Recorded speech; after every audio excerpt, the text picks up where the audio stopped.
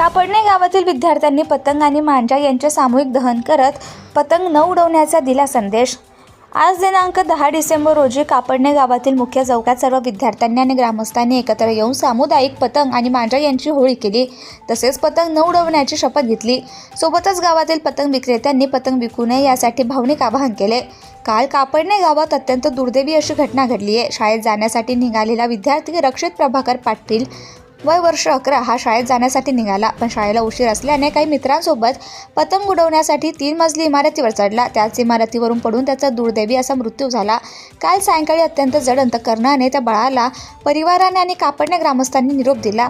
त्याच गोष्टीचा एक भाग म्हणून आज शाळेतील बहुसंख्य विद्यार्थी, सामाजिक कार्यकर्ते यांनी सर्व गावकऱ्यांना आवाहन करत गावातील मुख्य चौकात जमून प्रत्येक विद्यार्थ्यांनी आपल्याजवळ असलेला पतंग आणि मांजा आणत त्यातील सामुदायिक होळी करण्यात आली। यावेळेस विद्यार्थ्यांनी सामुदायिक शपथ घेत पतंग न उडवण्याचा संकल्प केला। सोबतच रक्षित बाळाला सामूहिक श्रद्धांजली अर्पण केली। सामाजिक कार्यकर्ते आणि ग्रामपंचायतीने पतंग विक्री करणाऱ्या विक्रेत्यांना भावनिक आवाहन करत पतंग विक्री करू नये असं देखील सांगितलं।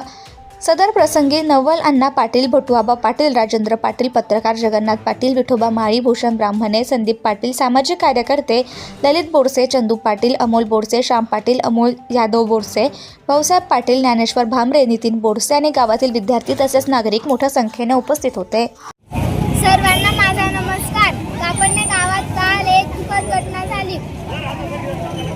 वेद हा पतंग उडवित असताना मृत्युमुखी पडला आणि वेद हा एक सांगून गेलेला आहे की पतंग कोणी उडवायची नाही आणि खेळ खेळायचे असतील तर अभ्यासाचा खेळ खेळा, अभ्यास हा सुद्धा खेळ आहे। असे आपल्या जीवाला असे खेळ लागतील, असे खेळ खेळू नका, अभ्यासाचा खेळ खेळा। माझं नाव यशस्वी आहे।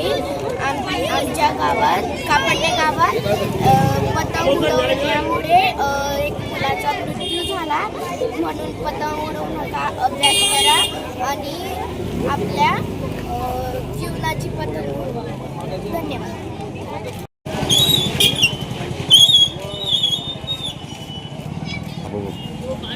काल म्हणजे मंगळवार दिनांक 9/12/2025 रोजी 11:30 वाजता चिरंजीव वेद, माजी सरपंच झोपा खंडू पाटील यांचा नातू 11:30 वाजता जेवण करून शाळेत जातो असं म्हणून तो दप्तर घेऊन चौकात उभा होता, पण गाडी आली नाही म्हणून तो त्याच्या मित्रासोबत दुसऱ्या गल्लीत गेला व तिथे काही मुलं पतंग उडवत होती।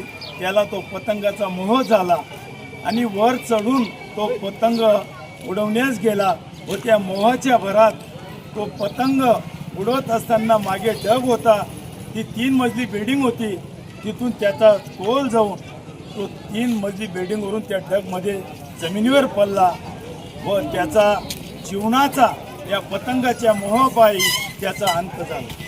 त्याचं वय 11 वर्षाचं होतं। या कुटुंबात, या गावात त्याच्यामुळे सर्व शाळांमध्ये विद्यार्थी, शिक्षक यांनी एक चांगल्या प्रकारे एक मेसेज द्यावा की पतंग बिल्डिंगवरून असो किंवा जमिनीवरून असो, त्याचा जो मांजा तयार केलेला असतो त्याच्यात काचेचे बारीक तुकडे करून टाकलेले असतात।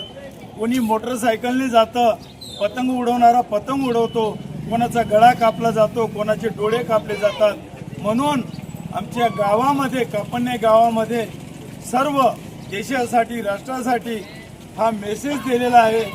सर्व विद्यार्थ्यांनी प्रतिज्ञा केलेली आहे की आम्ही पतंग घेणार नाही, पतंग उडवणार नाही, जमिनीवरचे कबड्डी खेळ, क्रिकेट खेळ खेळणार, परंतु पतंगामुळे प्रत्येक जीवाला, विद्यार्थ्याला धोका पोचतो।